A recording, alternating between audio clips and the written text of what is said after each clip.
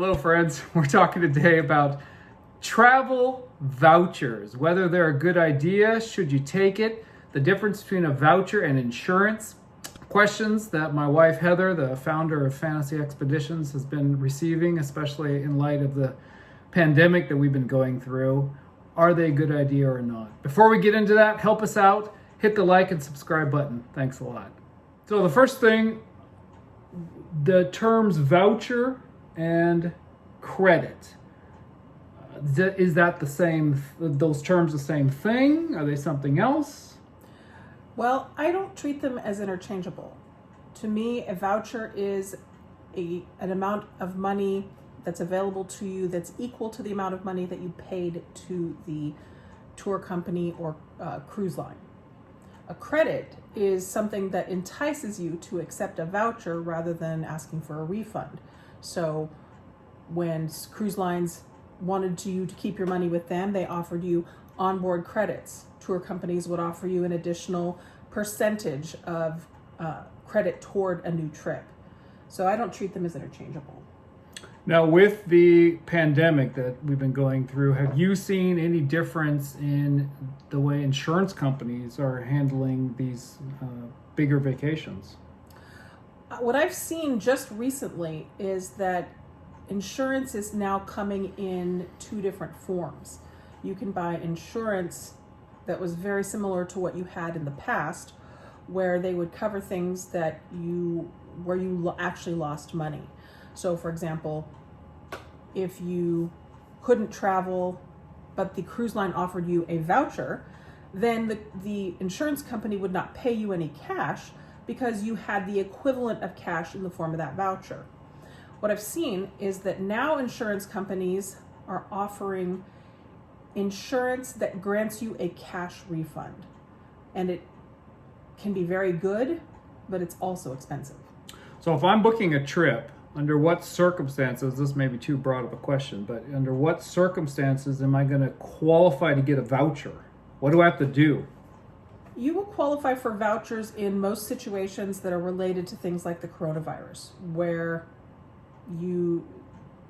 there were things that were beyond your control that led to you not being able to travel.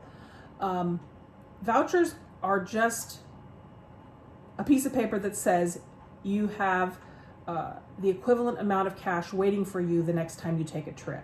So whether it's $50 or $500, you're going to qualify for a voucher under most circumstances like what we've just recently been through. What if it's something due to my own health or someone in my party, or I've got a conflict with work? Do I qualify for a voucher?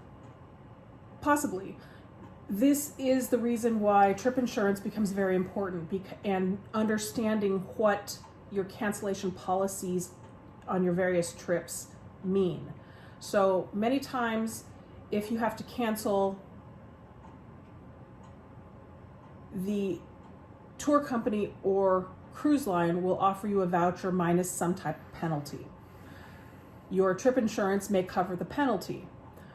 If you want an entire cash refund, you will have had to have paid additional insurance money to get a cash refund. So especially in situations where you take the insurance that's through the cruise line, for example, a lot of those companies are having two different types of insurance. One that is the voucher insurance, and one is where they give you a full refund. So they are using this two-tiered insurance situation to encourage people to take vouchers, because getting a cash refund is much more expensive. Is there a ballpark difference in cost between those two tiers? Yes. The higher level of insurance that grants you that cash refund can be at least 10% and up to 15% of your total vacation cost. Now that sounds like a lot, but when you're spending, let's use a round number like $10,000. If you're spending $10,000, you're only paying $1,000 to be able to get all that $10,000 back. And so it becomes a matter of, is that kind of insurance right for you in your personal situation? and it's going to be different for everybody. So the full refund insurance, roughly 10% of your total cost. What's the lower tier, the voucher tier, approximately? Somewhere between 5 and 8% generally.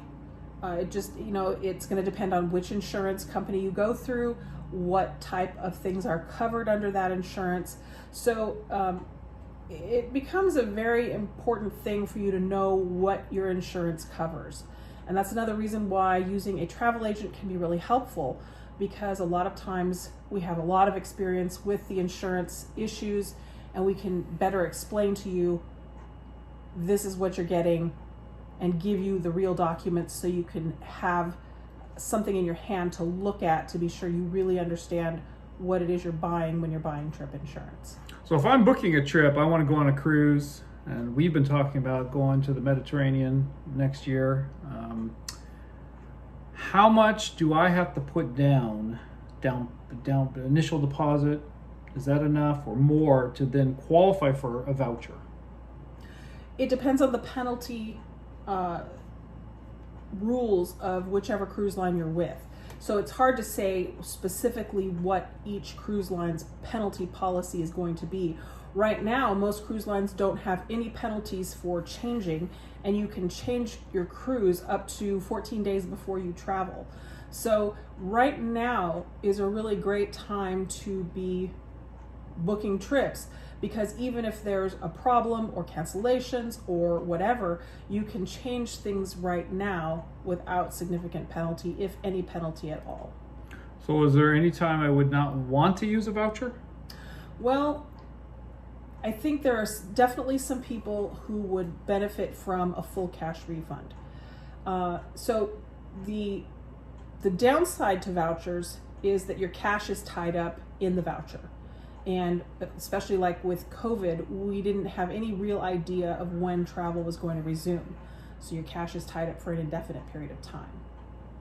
All right, so you've been talking about some of the cons of using a voucher. Are there more cons? There are other downsides to using a voucher. Another downside is that by the time you get to use the voucher, perhaps you don't want to travel with the same company. So for example, perhaps you purchased a cruise that you were unable to take. If you selected a voucher, you are stuck with taking a cruise. Maybe you don't feel comfortable cruising right now because of the COVID situation or whatever, but you have no choice now. Your money is stuck there with the same company, whether you want to use that company or not. What about a situation, move away from a cruise, you book a tour, let's say in Europe, you book a tour of Germany, that gets canceled. Can you apply that voucher within the tour company anywhere else in the world? Yes. So for example, people who travel through the Globus family of brands, you could take your voucher and you don't have to take the same trip. You could take a different trip as long as it's through that same company. So I had a client who had booked a trip to Ireland, and by the time everything was done, she ended up traveling here and doing a fall foliage tour in New England. So there is some amount of flexibility when you're talking about a worldwide tour company. You just can't necessarily change companies. So for example, we were going to go to Germany in 2020 this summer, and when COVID happened, that all had to be canceled. And so we weren't really sure exactly how everything was going to go, but we knew we still wanted to travel. So because United Vacations is a worldwide company, we ended up booking a trip to Florida to Disney World. And so there's a certain amount of flexibility there. So some of the cons are with vouchers, it does tie your cash up until you get to use it again. You can be limited, especially if it's a cruise or something, a specific travel company. You're going to be stuck, if you will, with that trip in the future, whether you like it or not. What other cons, if any, with vouchers? Vouchers usually have an expiration date. So you are required to use that voucher within a certain time frame. For some companies it's 2 years, for some companies it's 3 years. I've never seen any longer than 3 years. Now that There might be somebody out there that's going longer than that, but so far I haven't seen it. And the part that's sort of troubling about that is if you think about it, if you had a trip in January of 2020 for which you took a voucher, you are already 18 months into that 36-month window. So you start to have that window closing on you, and you have to be ready to travel.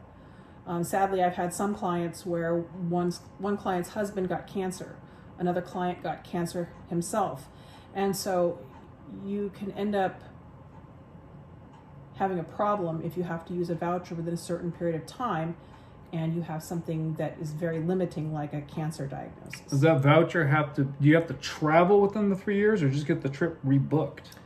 Some companies it's book within 3 years, and some companies it's travel within 3 years. So you have to, again, know what the terms and conditions of your voucher are so that you end up making sure that you book correctly and that you end up in a situation where you don't forfeit your money. And folks, do what I do, use a travel agent, because it really helps.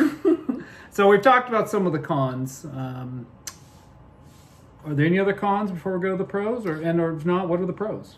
Those are the main cons that I think people need to keep in mind. The pros are everybody needs a vacation for your mental health, just to have fun in life. Keeping your money in travel by way of a voucher keeps you on track to take that vacation. We all know that if we take back the cash, we're probably going to spend it on something else. And so while that might help you at some point, I think that everybody should definitely be keeping their money in travel. Well, you set it aside for travel. Yeah. Keep it there. Because we all need that mental break to then gear up again to go back to work for a long time.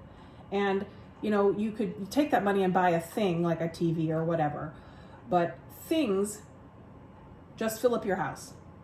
Travel fills up your soul and your heart and gives you memories that will last you a lifetime.